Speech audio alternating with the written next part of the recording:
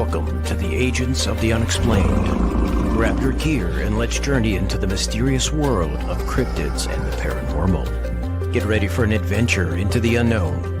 Listen carefully as you are guided through the unexplained and cryptid phenomena that challenge our understanding of reality. Here is your host, Bill Rigby.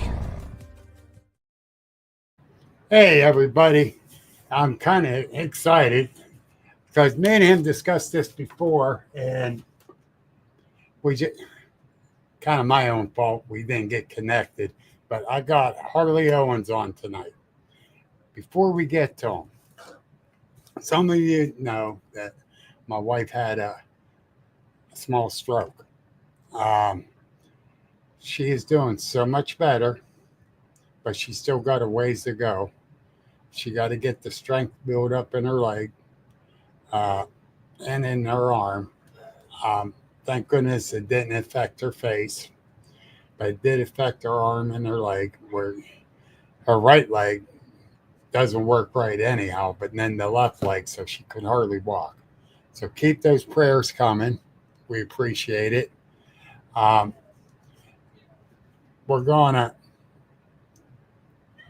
She got rehab coming, the whole 9 yards, so things are going to get better there. But anyhow, let me jump back over to what I was saying. This young man does a lot of researching.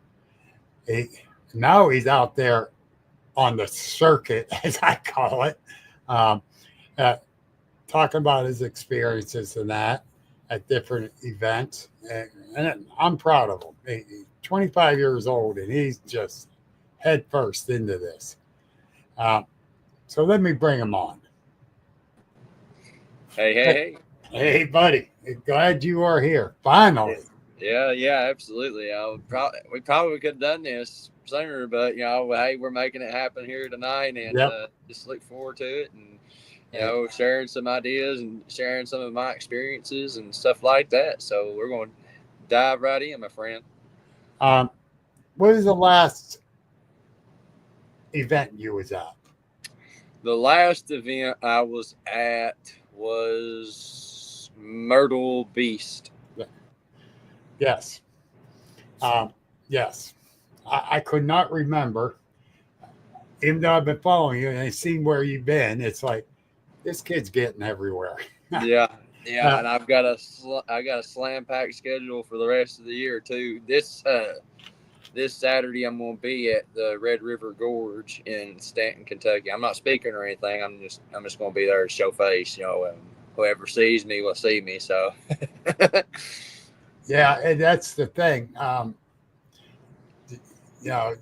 You're very recognizable for some reason. I don't know. Well, it's probably because I'm a giant, Bill. I'm 6'6", almost 6'7". I'm a tall youngin. But anyhow, we got a lot of people saying hi. Blue Eyed Northern, Danny Buckner. I see the gay hearts in there. Oh yeah. Yeah, I think it's gay heart. Yeah, the Ohio Bigfoot. Bigfoot, yes. Yes, he is. We got Bonnie Moore. All right. Now I got to say this about Bonnie. Do not mess with this lady. 80-some years old, and she runs over bushes and knocks down fences with the golf cart. Bonnie, I hope you're not severely hurt, honey. God bless you. Yes, and VJ, her daughter told me about it. Oh, yeah. And she is now becoming from a non-believer to a believer, which is great.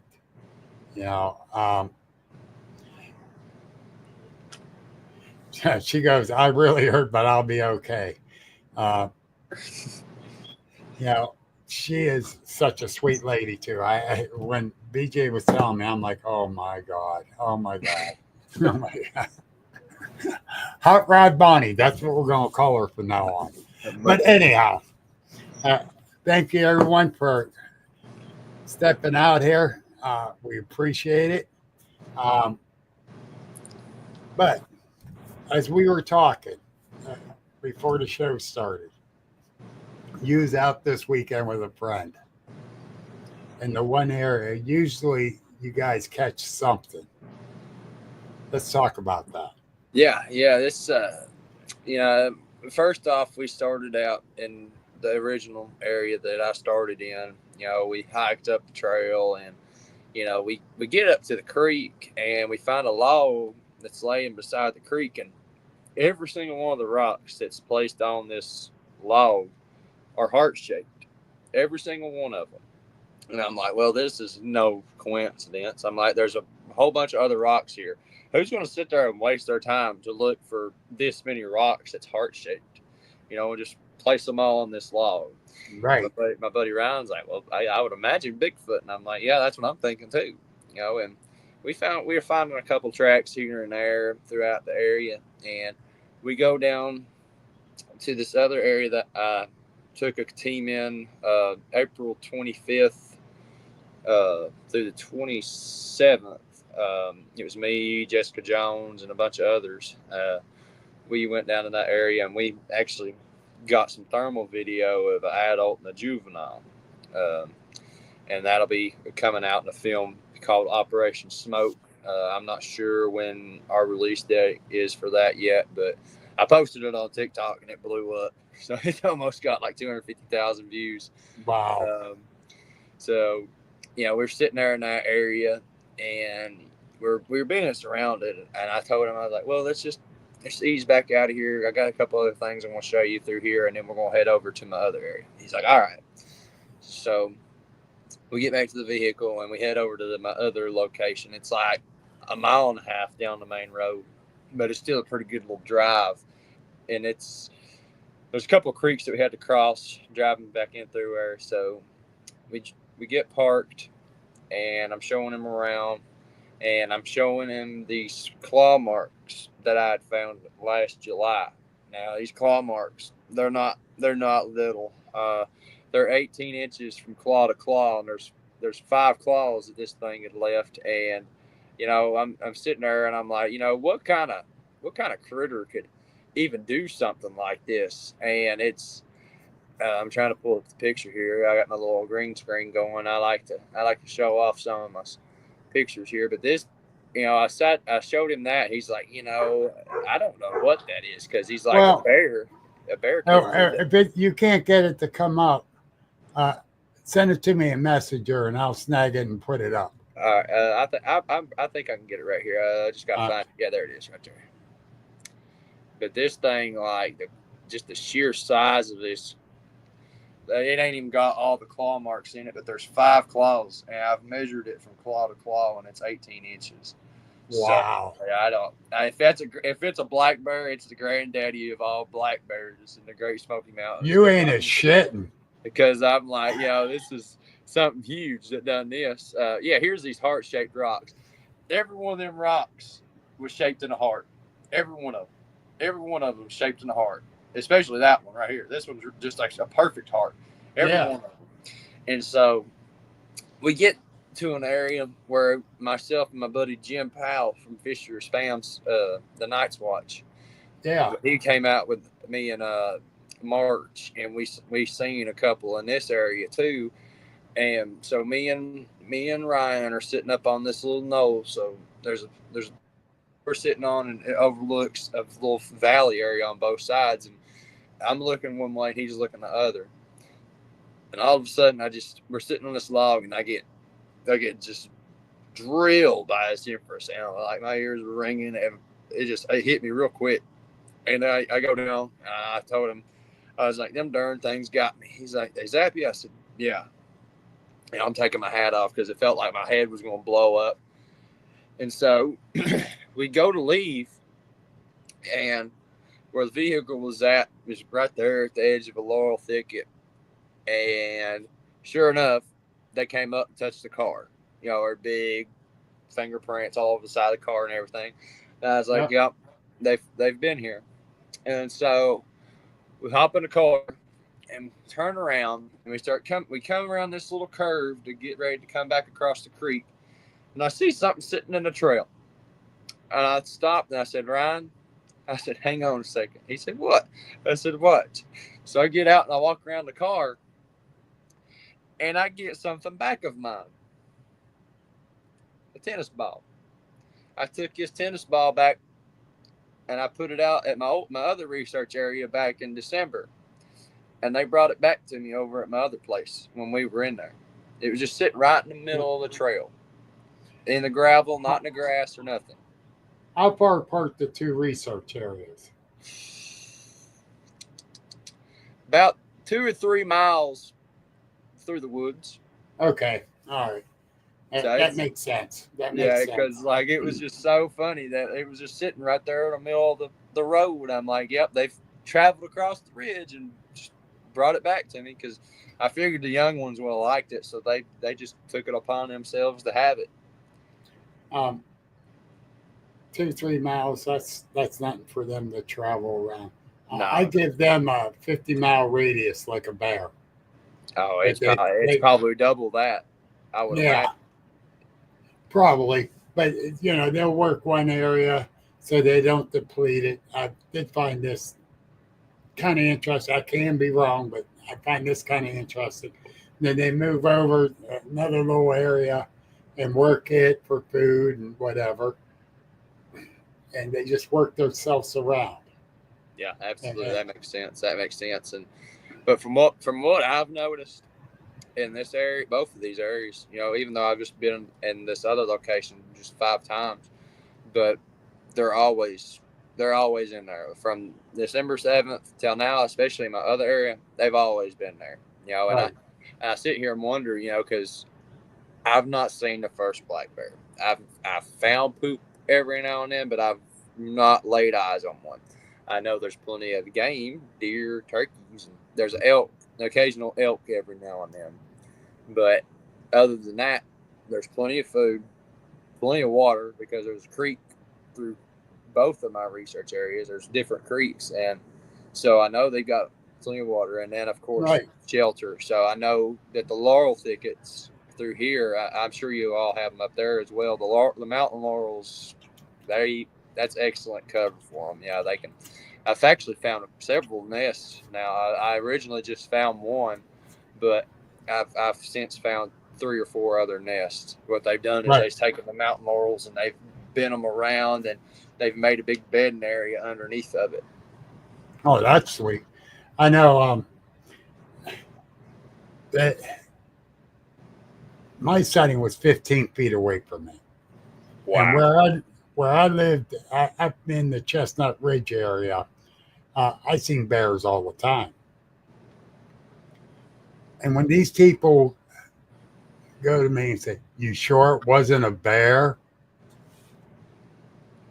Yeah, that's like, it's like when you grow up in an area, and like I did, I grew up hunting and fishing. Yeah. I know what a black bear looks like. I know how a black bear acts. I know the noises that a natural animal makes. And, like, when I seen my first Bigfoot, I knew instantly it wasn't a bear just by the way it was acting, because it was doing the peekaboo thing, and it made a growlish grunt that I'd never heard before. So it was like, these things aren't real, but yet here they are right here in front of me. Yeah. And what gets me is these people. So I went ahead and made some decals, some shirts, and some tiki torches with a Bigfoot on it. Says it's just a bear. Hey, I mean, yeah, it's just a bear. But it comes with where the you're at, you do have black bears down there. Yep. Everywhere. Yes. Very much so. And Mr. Gary Spikes, how are you, brother? Hey, Gary. Yeah. Oh, Gary's a good one. Gary is good. I do like Gary a lot. But here's the other thing, too. Like you said, the food source, the water source, you got it all right in your area. Oh, yeah. It's everywhere. Much less TVA. Made all the man-made lakes here in East Tennessee. So Yeah. and the mountains. These mountains are ancient. And I'll Yeah. continue to say that these mountains are ancient, and not everybody has stepped foot in some of these hollers here. True. Very true. And you know, the Allegheny Mountains here in Pennsylvania, the Chestnut Ridge, um, they're ancient and got a lot of stuff going on there. Yeah, and Uh, Appalachia in general, it's just so full of folklore and history, and it's just like we really don't know what's lurking in there, honestly. Yeah, down here we have stories of Bigfoot. I've seen them. The dog men, I've had run-ins with them, and uh, feral people.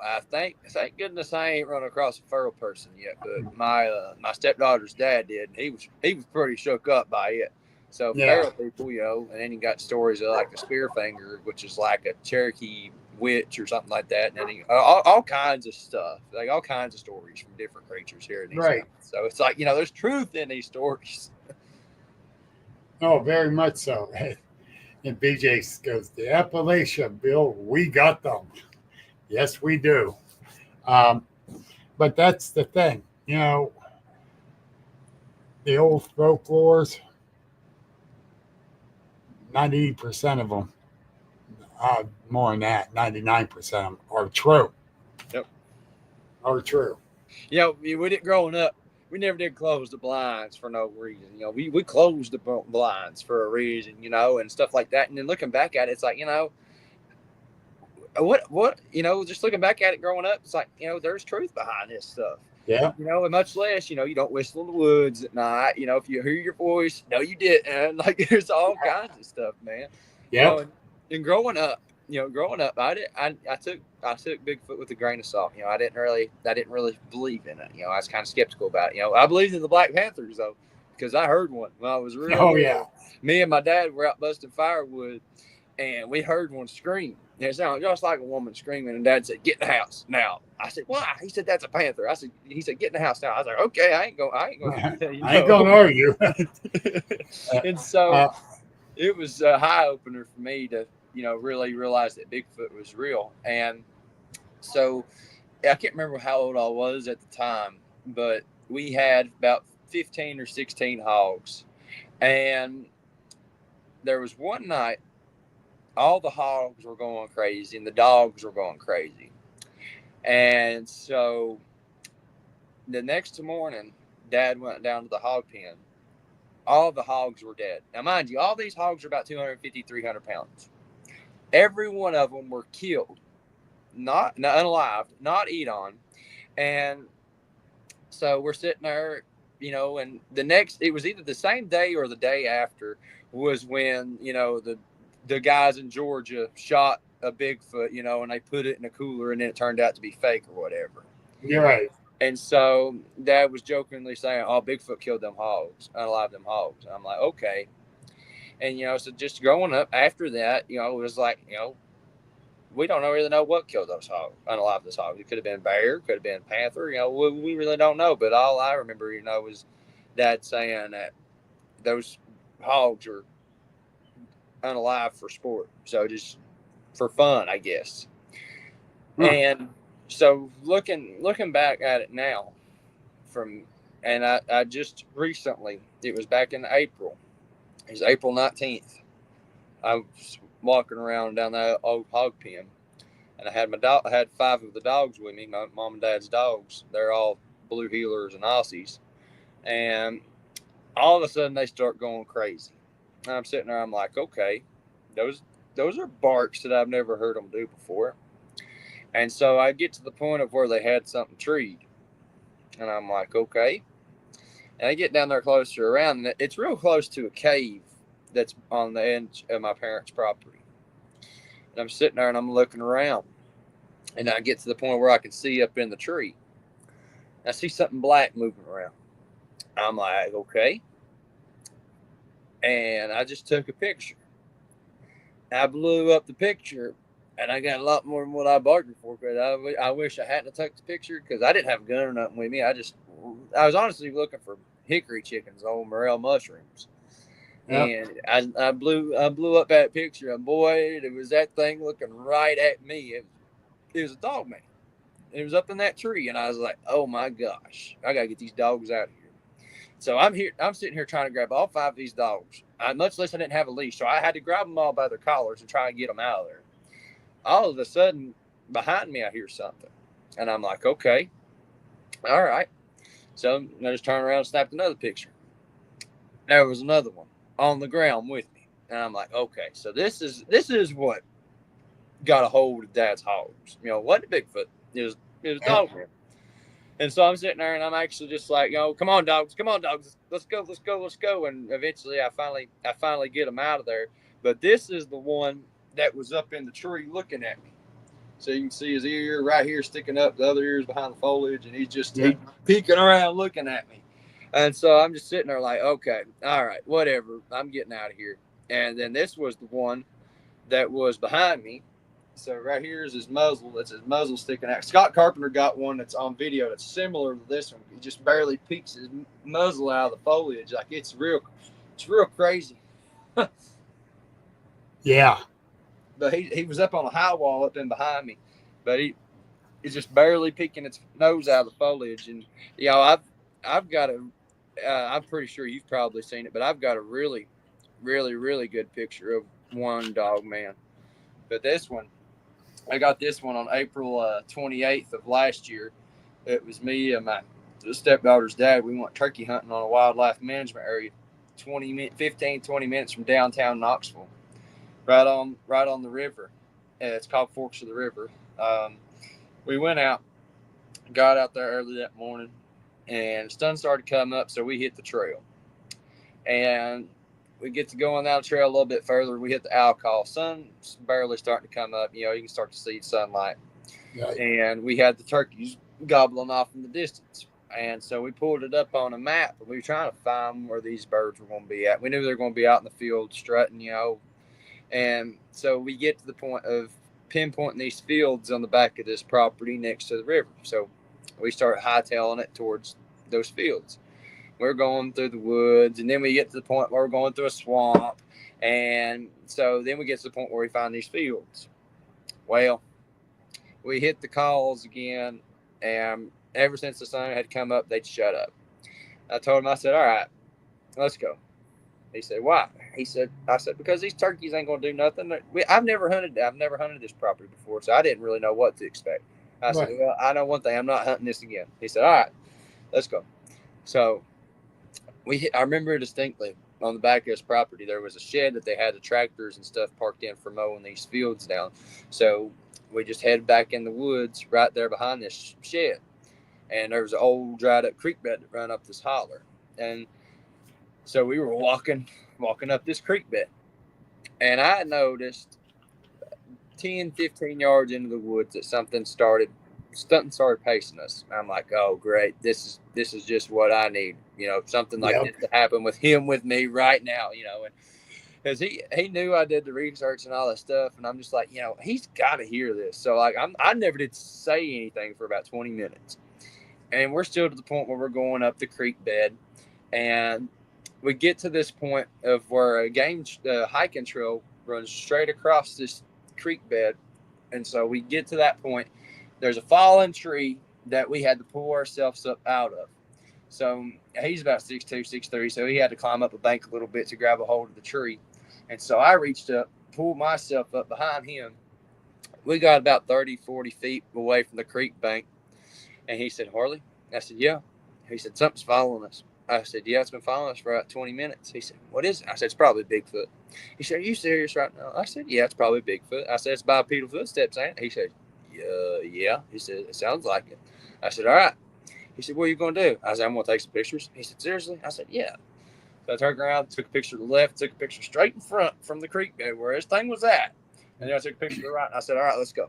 He said, what was it? I said, it's probably seriously a Bigfoot. And he's like, okay. Well, we get to the point of getting into the vehicle. You know, he takes me home, drops me off, and then I'm sitting there. I'm looking for the pictures, and, you know, first one, there wasn't nothing. As soon as I got to that picture, it was instant. It's like, oh my gosh. Well, it wasn't until I zoomed it in and realized that, oh my gosh, this is a dog, man. And I sent it to him. He said, Harley. He said, "What the hell is that?" I said, "That's a dog, man." He's like, "Dude," he said, "I don't know what to think of that." He said, that's just wild." Yeah, Yeah. So that'd be here's some freaking me context. out. So we had to pull ourselves up from this fallen tree. So that it's got a Y in the tree. So we had to pull ourselves up from that bottom Y. So I'm 6'6", almost 6'7", and I could stand in the creek bed perfectly and just reach that and pull myself up, and that thing's just standing there. So, I mean, I could probably reach 8 foot. So, however big that thing is, I don't know. It's massive. It's massive. Yeah, and I'd be filling my pants. Bigfoot's one thing. Personally, I don't know if I want to see a dog man. I really don't. No, it's different. And I always tell people this. You look into the eyes of Bigfoot. There's a humanness about them, kind of. Like just it's very human. But then when you look into the eyes of one of these things, it's not good. It's just very overwhelming feelings of dread, like flashes, like your life Well, just flash before your eyes, like premonitions and stuff like that. It's like it's not a good feeling. They're evil. They're straight up evil. I wonder if German command can work. I don't know. I ain't trying it.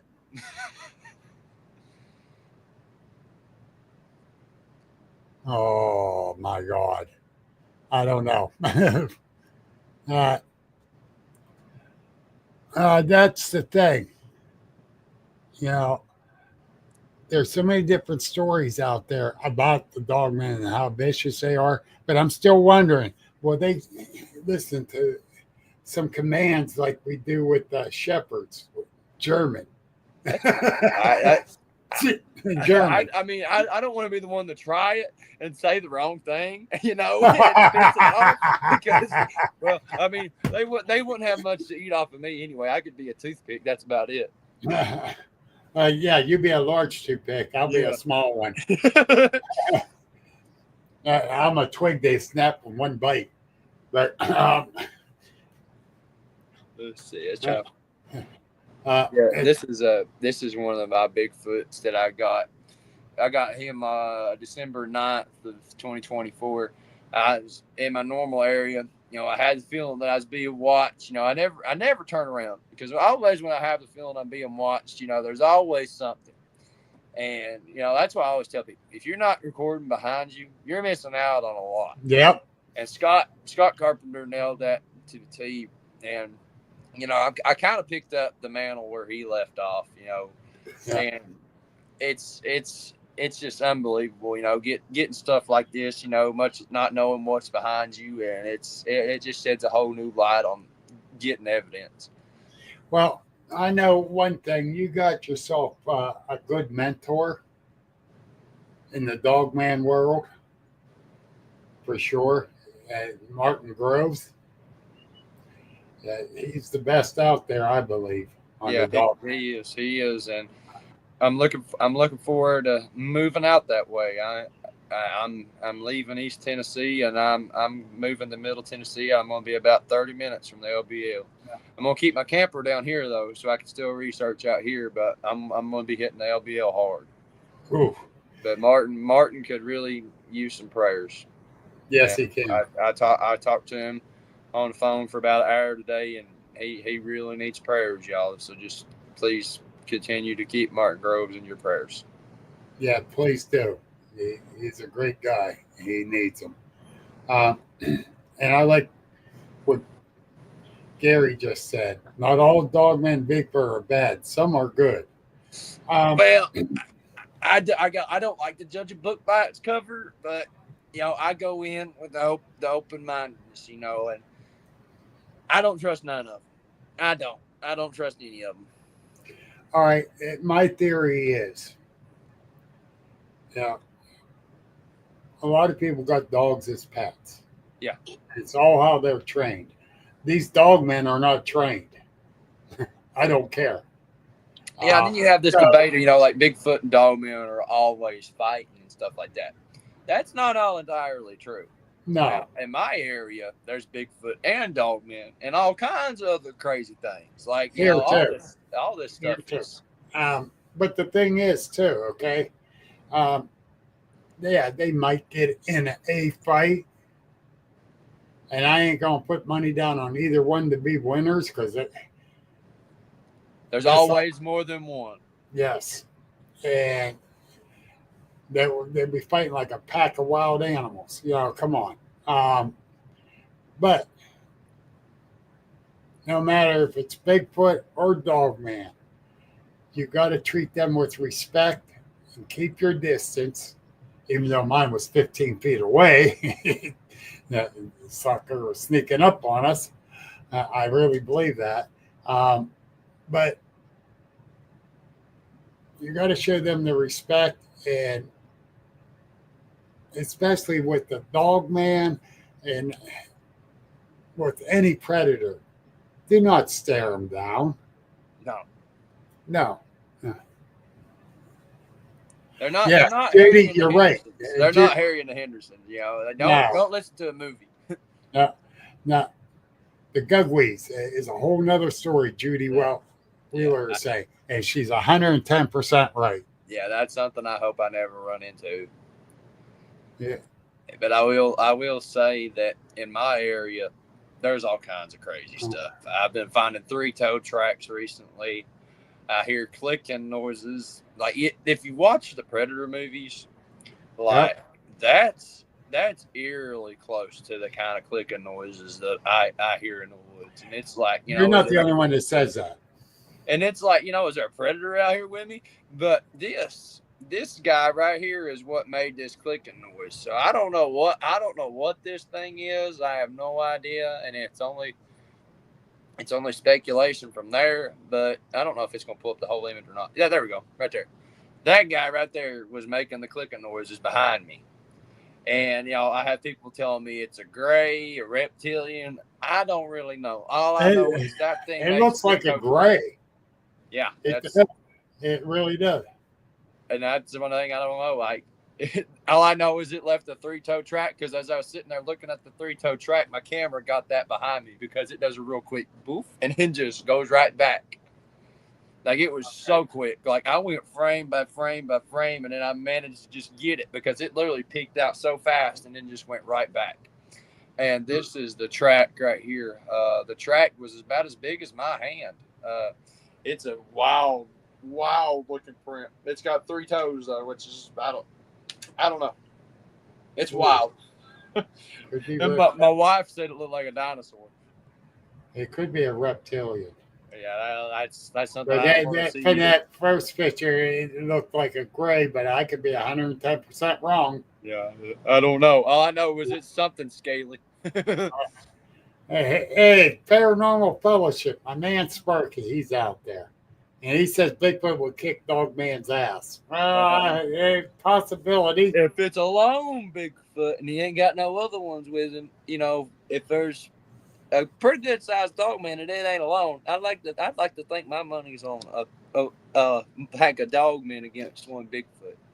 You got to think, Dogmen, they are crafty.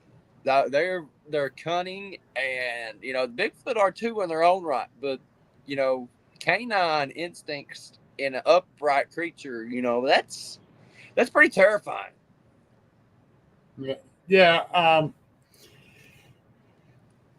But you can't say nothing against the Bigfoot either, because they're just as crafty. Yeah, they are. Yep, they sure are.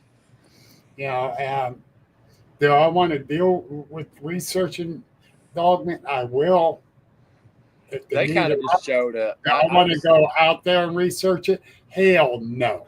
No, they just showed up, and then all of a sudden it's just like I got into them just as much as I did the Bigfoot, because I find all their track. I find Dogman tracks all the time, and they're wild, Bill. There's like two toes coming off one side, and there's another toe up top, and then they have a heel. Like it is the wildest looking footprint you'll ever see. Like, it is incredible. Yes, it is. And Judy got something else to say here too. Here, let me bring it up. Um, when you look at the photos from Scott Carpenter's, they're all different types, not the typical Sasquatch Yep. Bigfoot photos we're seeing everywhere. Yep. No, because my Grassman sighting, it was not your typical conical head shape. It really wasn't. Right. The ones that I see mostly, they have kind of like a rounded head. Some of them, Yes. some of them will have a conical head, but not all of them. The other ones will have like a rounded head. But that's the thing. They're not all going to look alike. No, they're like us. Just They're like all human. different. Yeah, and that's the thing. They gotta. They're different. Yeah. But anyhow, we're going to take like a minute break so I can do my little spiel here, if I find them on here. There's one. Here we go. The Cryptid Collective. It's a group of 5 of us that opened up a store in Salinas Grove, Pennsylvania at the Susquehanna Valley Mall. It's all about the cryptid and paranormal, UFOs. We have 5 different people involved with this, with different types of merchandise that you can buy. And you got all this is neat. You have to go there to check it out. And we got the Crypt Keeper there, as we call her, Maddie. She takes care of the store 90% of the time. Then we got, if I can find it, coming June 6th of 2026. Something's coming to Sharon. Bigfoot on the River. It's free to the public. We're going to have vendors, food trucks, speakers. We're even going to have a band. Like I said, it's free to the public. June 6th of 2026. And as BJ said earlier, the doctor's in the house. Ooh, that's all I'm going to say. Yeah, boy. Yeah, buddy. It is. I gotta crack me one open right now. I gotta crack me up, Dr. Pepper. See, folks, I'm just, I gotta say, I'm a bad influence on Harley. Sorry, Sparky. More Bigfoot and Dr. Pepper's in the house along with Dogman. And Yep. Gary, this is interesting. His were round-headed too. Yeah, they're all genetically different, just like us, Yes. And there's a lot of theories, going into this type of stuff, and and I used to think flesh and blood, and it's hard. It's a hard pill to swallow when trying to figure out, what they really are, because in my research area, I've experienced the orbs. I've seen UFOs flying over the woods. I've seen, some strange stuff. Yes. And, I hear stuff in my head sometimes. It's like a voice that ain't mine, much less getting hit by infrasound, and being around a high electromagnetic field area. I even with my EMF reader this weekend, I held it up to some quartz rock just for giggles, just to see what it would do. And it shot up all the way to 80. And I'm like, okay, there's no such thing as a coincidence with that, that, every single quartz rock that I would come across. That's the thing. I'd start using my ghost hunting equipment out there. So use whatever you have. But the best thing I found out to use is you sitting on your ass near a small campfire, and they'll come in and watch you. Oh, yeah, it don't take long. It don't take long. It don't. If they're there, they'll be right there to watch you.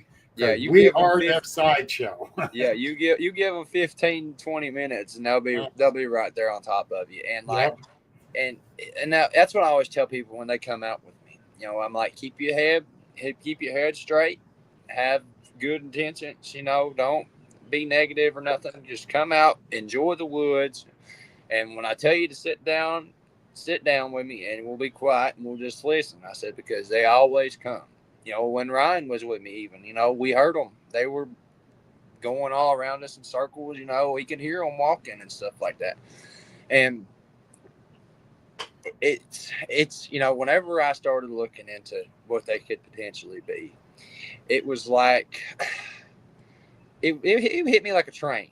Because Yeah. I'm a man of faith, and I ain't a perfect Christian. I'm going to sit here and tell you right now, I'm not. I read the Bible, and I may not go to church every Sunday or Wednesday like I should, but being out in the woods, that's God's country, and that's me getting close with God out there, and I can sit there and talk to him, whatever I need to do, being out in his beautiful creation. And so I started looking at the scripture for this kind of stuff. And, I looked at Cain. Cain was cursed to be a restless wanderer of the earth. Well, okay, it doesn't really specify what his curse was. Could that be something? Yeah, potentially. And then, of course, Esau. Esau was born covered in hair from head to toe, red hair. And, that could be maybe some descendants then down the line, because Esau interconnected with the Nephilim giants. And most recently, the red-haired giant of Kandahar. Yep, So, exactly. And that's over toward God's country. Yep. Okay, seriously. Yep, so exactly. I thought of that right away. Yep. When I started reading the story of the red-haired. Yes, exactly right. And and then of course the Nephilim, and which is a highly controversial thing within the Bigfoot community. Yes. The sons of God procreated with the daughters of men and produced the Nephilim, which is like the Kandahar giant and other giants in instances. And so the flood was supposed to kill unalive all the giants and stuff like that. And you look at the Sasquatch Genome Project, which there's a lot of debate on if that's legit or not, but Scott Carpenter was a huge part in that. And when Scott Carpenter, his hair samples from right here in the Great Smoky Mountains National Park shows that the Sasquatches have a human mother from the Middle East and the father is unknown. I mean, unknown primate also. So, but the thing is, the Genome Project, but now Darby Orcott, that's a different story there, because he's getting all the scientists and colleges and that all lined up and testing areas all lined up to do this. He is actually one of the only ones that actually got everyone lined up like this. And he's taking it step by step by step by step. Every sample, he's making sure it goes through rigorous testing that prove what the hell it is. Yeah. And he'll keep a copy of the report, but he'll send the report back to you along with the sample. Yeah, that's one thing that I want to do is like just find somebody that can do it and do it right and will give me the answers and not shoot me no crap, That'll be Darby. And I swear by it. And that's the biggest thing. We had some hair samples sent to Western North Carolina University, me and a bunch of my buddies. And so what had happened was we were on the call and, all of a sudden he's going to tell us the results of these hairs. And as he starts going into it, and he's all of a sudden like, well, who got the hair? And we're all sitting here like, we all did. We were all out there together. We all got the hair. Well, I can't tell you all exactly what this thing is, la, la, la. And then he proceeds to tell us that he doesn't have the samples when he had them. After he literally just said he had the samples, he goes and tells us on the same dang on call that he didn't have the samples. So, like, I don't know, man. It was a wild experience. So, we won't be going through Western North Carolina University anymore. Right. Okay. I don't blame you. And here we go. This is something you and me were discussing beforehand. Blue eye, that's fine. Stay in the flesh and blood. That's great. But always keep that open mind. Uh, Me and Harley was discussing that before the show, and we both are on the same page with this. Yep. Because, we came across footprints that just stopped. They couldn't jump onto a building in the snow. You got 8-10 inches of snow on the ground. You got these large footprints. They're walking through the backyard, and it's like didn't jump up on the building, didn't jump over into the woods because it's too far apart. That is full woo. Yeah, so much woo there because it just disappeared. It quit, didn't walk, didn't go backwards, or it messed up some of the prints, and it did. I'm a firm believer flesh and blood, but I believe some can be interdimensional too. And that's one thing that I've wondered. Is like, are they interdimensional most of the time? But if they, somewhat stop, going through portals or whatever the case may be, they just get earthbound. They can't go through portals or whatever the case may be. I think some of them are full flesh and blood, but then on some of these other instances, it's like they're all interdimensional in some way, shape, or form. And you mentioned being hit with infrasound. I've been hit twice, and both times was not the same way. No, it's never. None of them is all the same way. Sometimes they'll hit me and I'll just get a headache. Sometimes they'll hit me and I'll just get nausea. But last July, when I got hit the first time, I got between mama and a baby. And I was in the hospital for 5 days. They never did tell me what was wrong with me. And the same thing happened Saturday, which I ain't went to the hospital yet, and I probably should, but I'm not going to go if they're not going to tell me what the heck's wrong with me. It's like, I don't want to go out there and tell them, hey, I got zapped by a Bigfoot. They'll throw me in the dang on loony bin. Depends. I got doctors. Did you find anything new out? Oh, well, see, I wish I had doctors that were cool like that. Yeah. And Danny, my buddy Danny, Harley, what about mind speak? I have had it happen twice to me. I had it happen first on New Year's Eve of 2023. So just a little, almost a month of me doing field research. I get out, and it's a cool day, and I get to hiking up the trail, and I get maybe 30 yards away from the vehicle.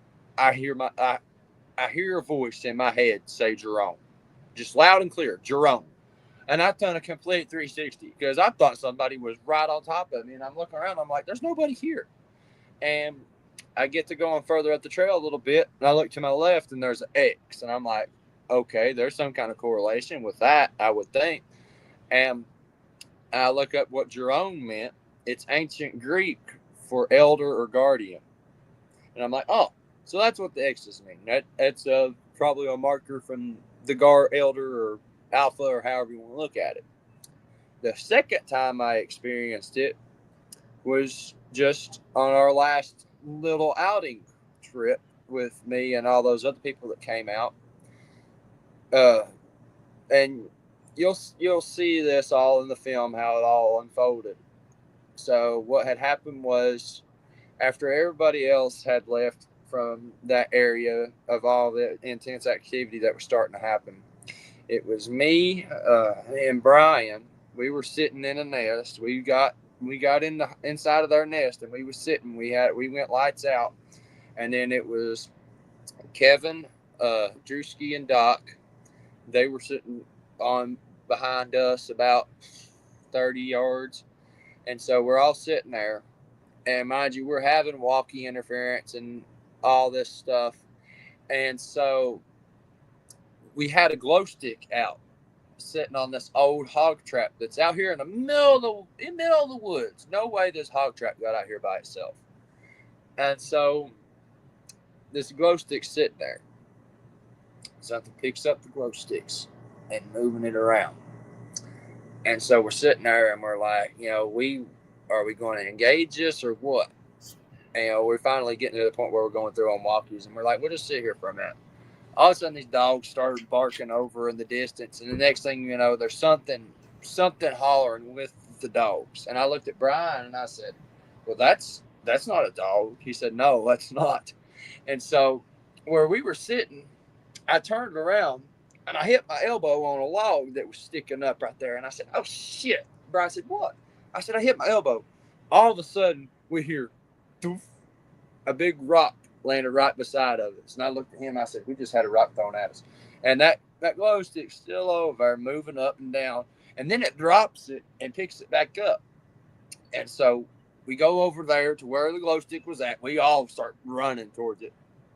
The glow stick never moved. It was put right back where it was at, apparently. Oh, wow.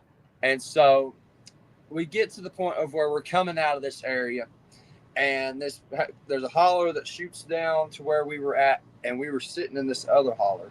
And so we were getting ready to come back up towards where our base camp was.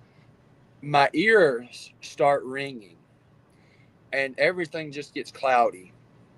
And it said, it was like a Native American voice, and it said, "Get out of here now." And it was just so bizarre to me. And so I just started leading the pack. I just started walking fast, and they all followed suit in behind me. And I just recently told them about this because it was something hard for me to wrap my head around. Like it was a Native American like voice, but it said, "Get out of here now." Like it was bizarre. I don't know. My buddy Sparky, he's been reading that Bigfoot down in the southern states had been reported to have been speaking in an old German or French dialect. Have you heard anything like that? I have not, but from what I've experienced so far, and from is the ancient Greek kind of and Native American. But I do think that their samurai chatter, I do think that it's some form of Cherokee and Hebrew mixed together. I think. I don't call it samurai chatter. I just call it chatter because that is. I think they're totally wrong on calling it samurai. Yeah. Yeah. So yeah, it's not really Chinese or anything like that. I think it's some kind of Native American mixed with something else. I tend to lean more towards Hebrew kind of. Yeah. Because you got to think because like the Cherokee and the natives from that point of view, and I can't remember which tribe it was, but apparently one of the tribes walked around with Jesus. I can't remember which tribe it was, but there were stories that their tribe used to walk around with Jesus. I can't remember what the name was right off the top of my head. Oh, I know. From the chatter to whoa. Wait a minute, Judy. Also heard they speak in dots and dashes like the natives in Okinawa. Not maybe. That's a maybe. Doing with their tongues. Hey, Johnny Tucker. Yeah, my boy Johnny. I got to meet Johnny down at Myrtle Beach. Johnny's a great guy. Yes, he is. Yes, he is. I got a lot of respect for him too. And that's one thing about Johnny. Johnny's out there playing that shofar. And that's one thing I told him. I said, you're getting the results. Don't you stop playing that thing just because people's telling you it's just ridiculous or whatever the case may be. I'm like, you're getting the results, aren't you? He said, yeah. I said, you keep doing you. I said, don't listen to what nobody says. Because that's one thing with like Kumbo and Mary, when they played that shofar, and then Bigfoot came to them. Like they know what that thing is, apparently. Yes. The shofar is apparently the voice of God, right? And so It all ties into it. They know. And, you know, Kumbo's one of the main persons that talked me in getting back out there from my sighting, because it actually blew my mind away. It put me into PTSD being that close. And Mary Fabian told him to, here, I need you to talk to Bill. Here's his phone number. And she never told me he did that. I get this call one evening. He goes, hi, I'm Kumbo Baker. Kumbo? He says, yeah, I heard you had a sighting and you're having a hard time dealing with it. Talked with me for over 2 hours. And he helped me a lot, and that's no lie. I look forward to seeing him at Tennessee Wild, man. I'm gonna be there with a whole lot of other people, so that's gonna be fun. Yeah, I'm gonna pick his brain a little bit. Yeah, a little bit. I do it a hell of a lot. Truthfully, I'm going to, but I was just trying to insinuate just a little bit. Yeah, right. Just that much. Yeah, just a little bit. But yeah, so I'm very thankful that he called and talked to me and did that, because it helped me 110%. It really did. And it actually got me back out there and got me talking about it. And he was right. The more you talk about it, the better you are with it. Yeah. Even though it still bothers you at times, it'll still be better. And he's right.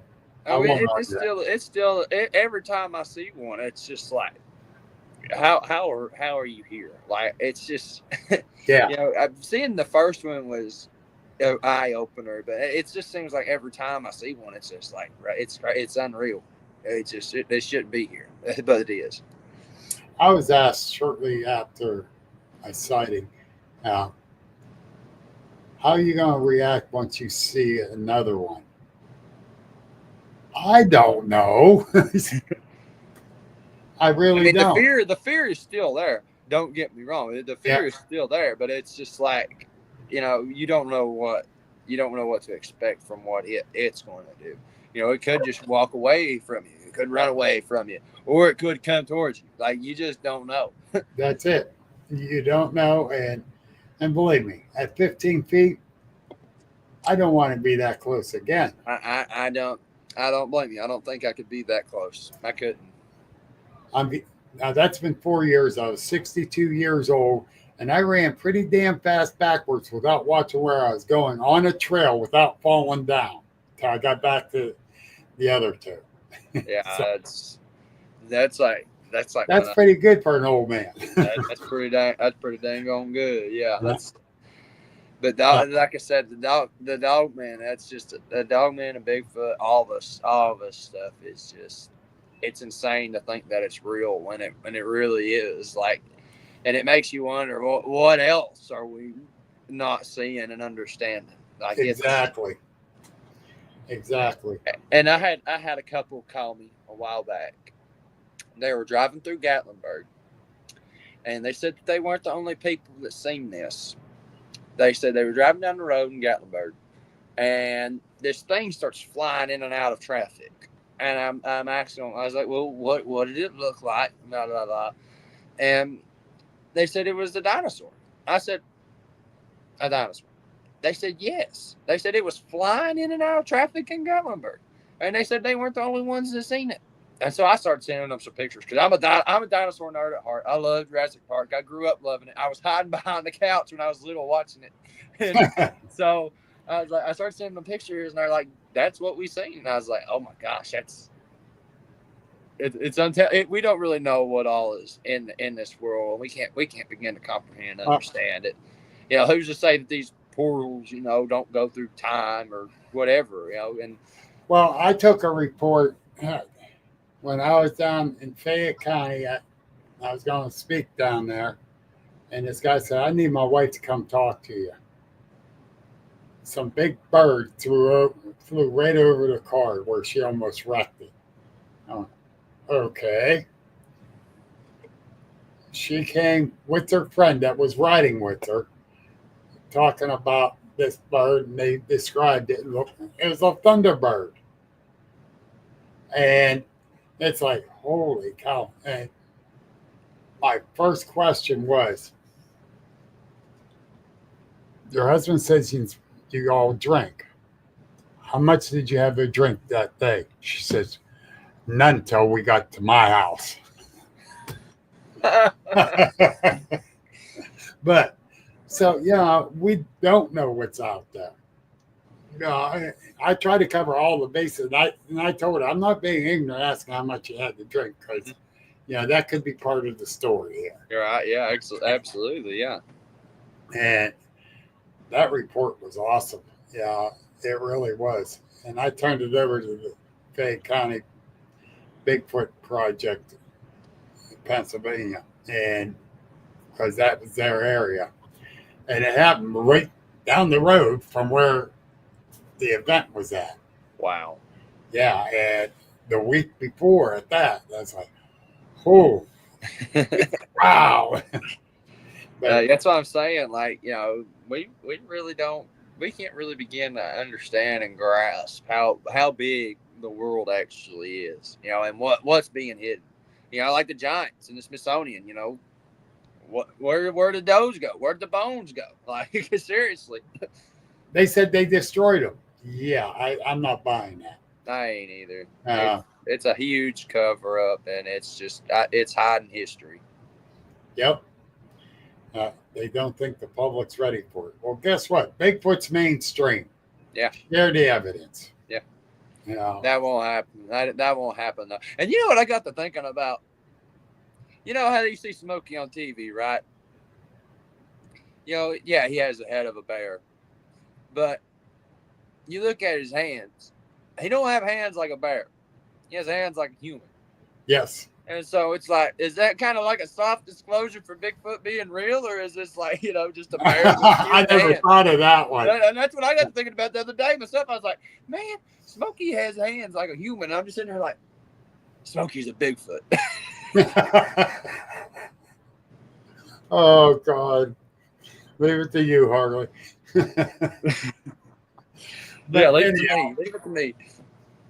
But anyhow, if people want, it's 8:02. So if people want to get in contact with you and give you reports, or just to talk to you about their sighting or yours, how do they get a hold of you? Best way to do it's on Facebook Messenger. Just find me on there, Harley Owens. Join my Facebook group. I just hit 6,000 members. Should be scrolling around down there on the bottom. Bigfoot reports and data.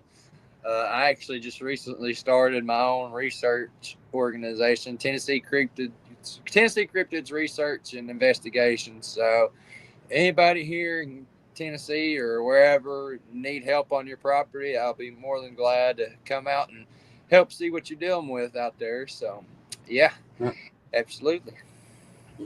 Most definitely. And for a young man, he is out there. He is learning. He's sharing.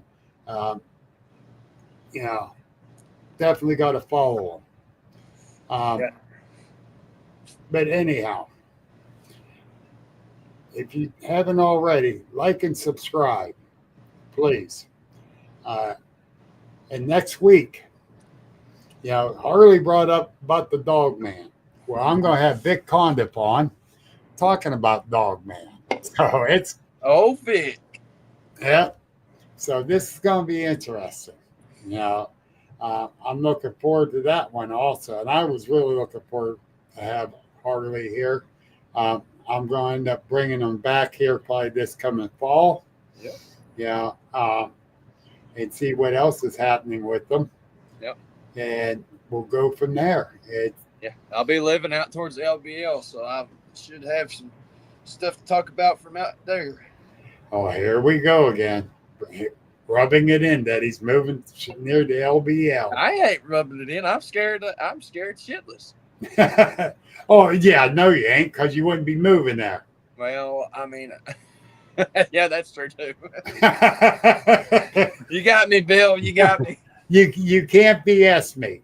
No, they probably think I am one of them as tall as I am, honestly. You don't have the long snout. Yeah, I don't have a long snout, but the Bigfoot probably think, well, there's a naked one. Yeah. But anyhow, hang tight. And everyone, thank you again for watching and commenting, and hope to see you next week. Thank you for tuning in to the Agents of the Unexplained. Please visit our website at agentsoftheunexplained.net for unique paranormal merchandise like t-shirts, books, and coffee mugs. Join our Facebook group and subscribe to our YouTube channel for more thrilling content. Until next time, keep questioning the unexplainable.